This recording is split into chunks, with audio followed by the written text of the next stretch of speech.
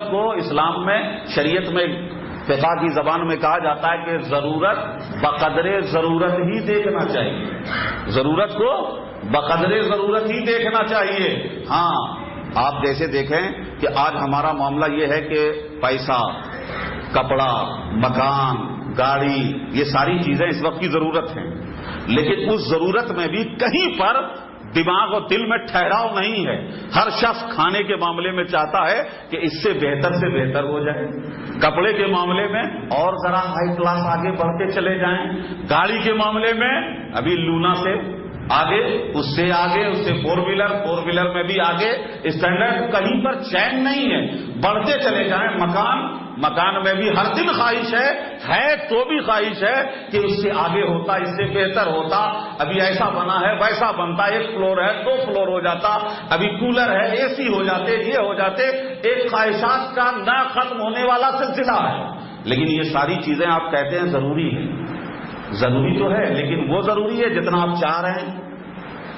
جو چاہ رہے ہیں وہ ضروری ہے، ضرورت ہے لیکن بقدر ضرورت ہے. میرے پیارے، آج جو خواہش عوام کی، مسلمانوں کی دنیا کے معاملات میں ہے، یہی خواہش اس وقت صحابہ کی دین کے معاملات میں تھے کہ نماز پڑھ رہے ہیں اور پڑھتے، روزہ رکھ رہے ہیں اور رکھتے، عبادت کر رہے ہیں اور کرتے. کسی دن ان کی طلب مکمل نہیں ہوتی تھی. جیسے دنیا کے معاملے میں ہماری طلب مکمل نہیں ہوتی ہے، ان کی دین کے معاملے میں طلب مکمل نہیں ہوتی تھی، علم کے معاملے میں مکمل نہیں ہوتی تھی. آپ ذرا اندازہ کریں کہ صحابہ کے دور میں فاقہ ہو رہا ہے. ابتدائی دور میں مسجد نبوی میں، مدینہ منورہ میں غریب لوگ ہیں، فاقہ کش لوگ ہیں، ہجرت کر کے آئے، مائگریٹ کر کے آئے، ریفیوجی بنے ہوئے ہیں، مدینے میں ہیں. اور حالت یہ ہے کہ چبوترے پر مسجد نبوی کے باہر صفہ چبوترے پر 70 سے زیادہ صحابہ تھے، غریب مفلوق الحال میں، جن کا گھر ہے نہ مکان ہے نہ کوئی ہے.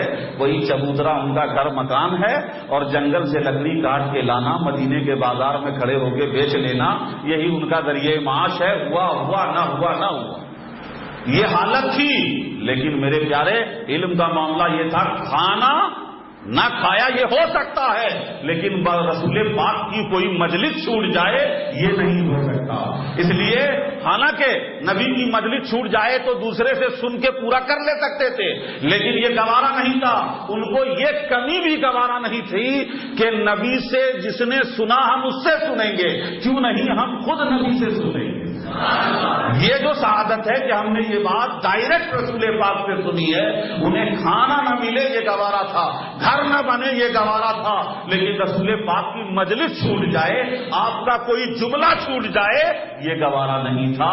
تو اللہ کے رسول صلی اللہ علیہ وسلم نے جیسی طلب جن لوگوں میں تھی، انہیں اسی طلب کے اعتبار سے سوار بھی دیا، نواز بھی دیا. آپ کو معلوم ہے، ایک بات پیش کروں، عقیدت کے ذرا ایمان میں تازگی بھی آئے گی کہ انہی اصحاب صفہ میں بڑے مشہور صحابی ہیں حضرت سیدنا ابو ہریرہ رضی اللہ تعالیٰ عنہ. ان کا نام مشہور، حدیث پاک کا تذکرہ آئے گا تو حضرت ابو ہریرہ کا نام کہیں نہ کہیں آ ہی جائے گا. حضرت ابو ہریرہ نے فرمایا، یہ اصحاب صفہ وہی چبوترے پہ بیٹھنے والے مخلوق الحال، مفلس، غریب، بے گھر حضرت ابو ہریرہ ہیں. اللہ اکبر.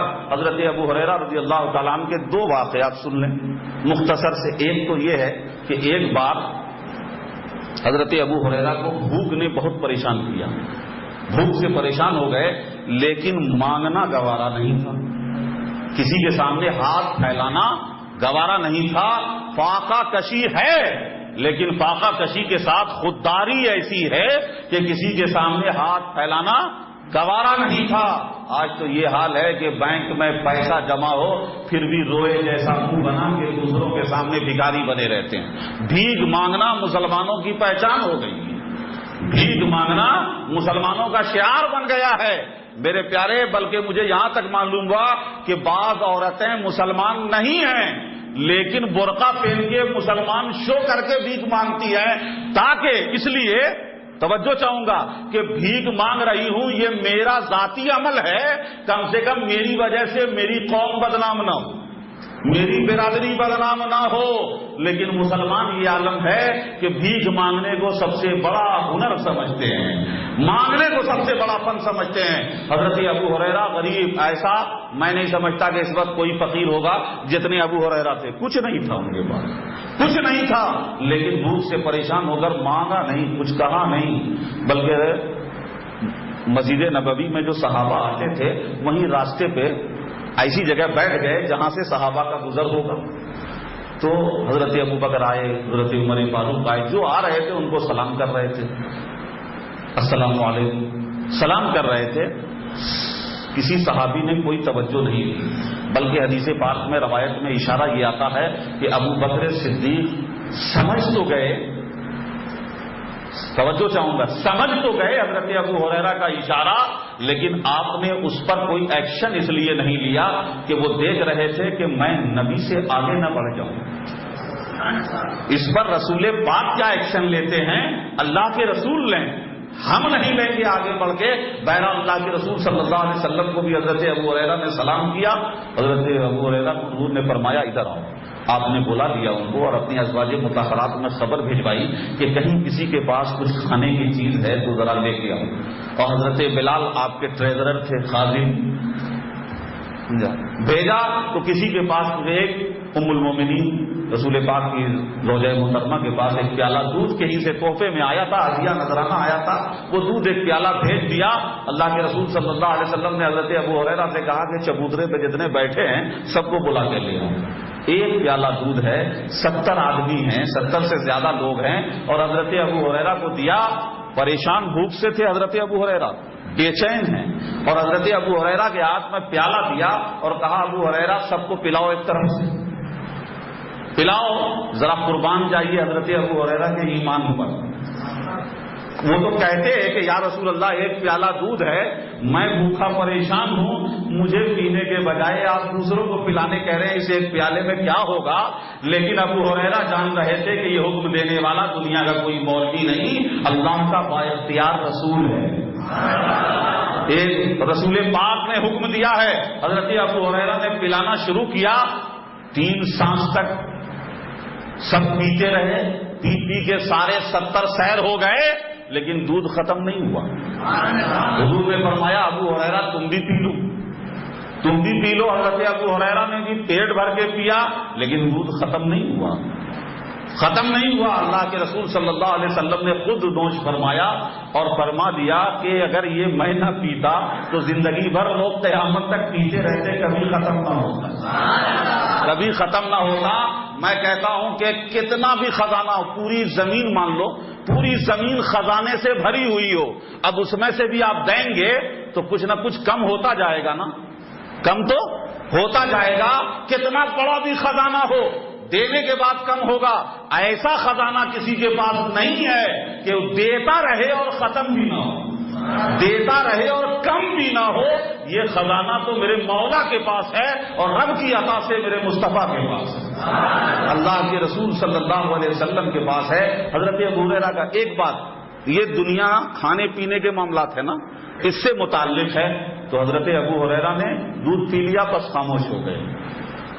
اب اس ایمان اور عقیدے کی بنیاد پر، حضرت ابو ہریرہ کے اس ثابت قدمی کی بنیاد پر اللہ کے رسول صلی اللہ علیہ وسلم نے ایک انعام اور ان کے ساتھ فرما دیا تھا۔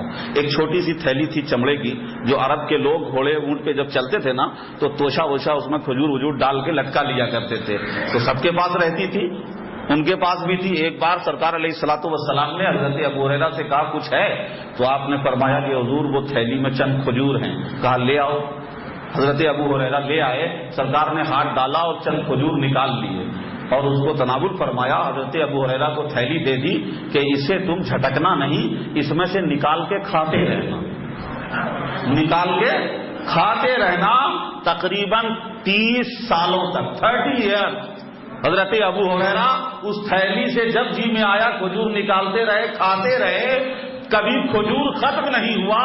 حضرت عثمان غنی کی شہادت کے وقت جو بلوا ہوا، اس بلوے میں یہ تھیلی ان کی کھو گئی، گم ہو گئی۔ یہ بھی خدا کی قدرت، ورنہ سب اسی تھیلی پہ لگے رہتے، وہیں سے بدبو نکلتا رہتا۔ اللہ کی حکمت ہے کہ وہ تھیلی حضرت عثمان غنی کے خلافت اور آپ کی شہادت کے وقت گم ہو گئی۔ تاریخ الخلفاء میں حضرت جلال الدین سیوطی رحمۃ اللہ علیہ نے حضرت ابو ہریرہ کی روایت نقل کی ہے کہ آپ نے فرمایا کہ حضرت